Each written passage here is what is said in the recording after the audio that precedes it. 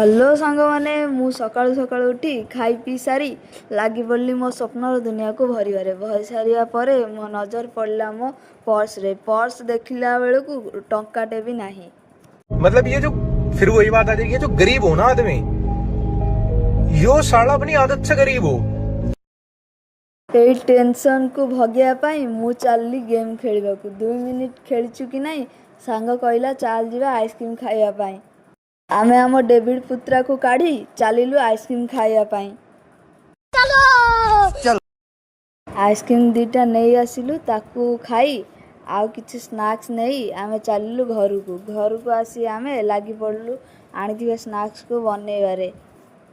ଆମ ହେଭି ରୋଷେଇଆ ତାଙ୍କ ମ୍ୟାଜିକ୍ ମସଲା ପକାଇ ସ୍ନାକ୍ସଟିକୁ ଘାଣ୍ଟି ପକାଇଲେ।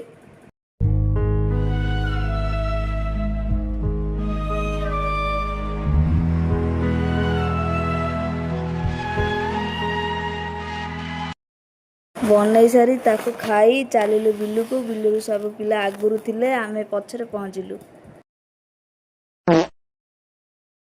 ରାଜାର ବ୍ୟାଟିଂ ଦେଖି ରିଙ୍କୁ ପୁରା